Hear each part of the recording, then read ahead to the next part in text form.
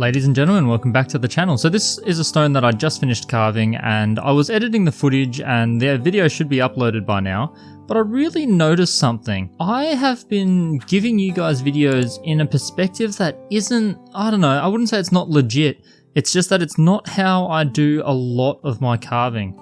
So a lot of the time I'm trying to display the opal really well and show you the action of the burr going across the face and everything, and I'll pop up some photos to show you what I mean. The photo that I'm putting up now, this is the kind of position that you guys are, so where the camera normally sits, it's kind of really off to the side, and when I'm carving and showing you the face of the stone, I'm actually holding it on a bit of an angle, and I'm looking up at the screen on the camera and doing my carving through the camera screen. Now this is not realistic because that's not what you guys are going to be doing. So instead, I'll show you the other perspective, which is this one here. This is where my head would normally sit. Right now I'm sitting back from the camera, but this is more the vision that you're going to get. The way that I carve is I sit kind of right above the stone like this. So I've got my water tray behind, I can do all my dunking and everything. And most of the time I record a little bit for you guys and then the camera goes off. So this is head directly over. So this chopstick here that's been used as the dopstick is completely upright. So with it upright like this, I've got super good control and super good vision. If you're using cabbing wheels, this is kind of how you're holding it, and the wheel is basically where this felt buff is. So you get that perfect view like this. If you're using a vertical flat lap, you also get this. You hover right over the top and look straight down. If you're doing a sideways or a slanted, you're basically repositioning your body so you can still see this edge. Because when we're doing the shaping, what's important is being able to see this edge contacting with whatever your abrasive material is, whether it's a cabbing wheel, a flat lap, or a burr. And it's super hard to be able to get a good shaped stone and a good edge if you're carving and you're looking at the stone like this. Because you'll end up shooting or overshooting or undershooting. It's an absolute nightmare. Really, you want to position yourself so that you can fully see everything like this. You want that straight edge, and don't even worry about the doming yet, this is just for the rough shaping.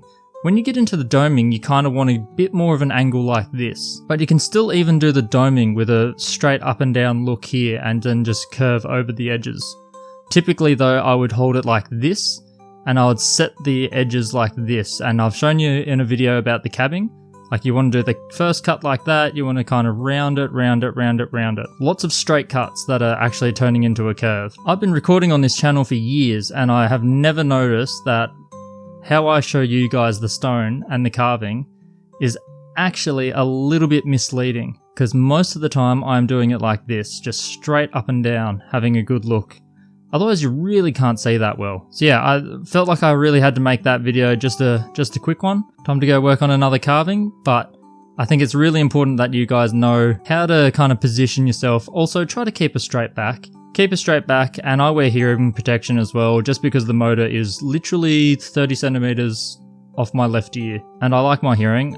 I enjoy a lot of music, I play a lot of music, I need to keep that hearing. And then vision wise, I would wear safety glasses, but because I'm cutting inside this glass box with the camera, I don't wear them while I'm carving. And the main reason actually, I should mention, why I don't record like this is because the positioning of this burr, when it flicks water, it's literally going to flick it straight at you guys.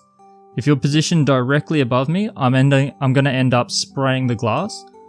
The way that I've got it positioned with the camera off to the side on an angle, shooting, and kind of looking straight down at the stone as if I was holding it like this, that prevents all of that flicking, because I'm going to flick it straight up, but the camera is way off over that direction. So you're kind of looking down from where my finger is pointing normally, as I show in that photo. So yeah, hopefully that clears it up a little bit. It's just something bizarre that I noticed when I was editing the last video. I'd really just never thought about it, but hopefully that helps you guys out a little bit. Most of you would have worked it out on your own anyway, that you want to have the best view of the entire face while you're doing the shaping. Otherwise you're going to go all wonky. Good luck with your carving, and I will see you in the next one. I've got 4 stones on the go at the moment, so I don't know which one it'll be. It could even be Ethiopian, or maybe I'll put in my matrix opal treatments. They're just around the corner, so stay tuned and I'll see you then.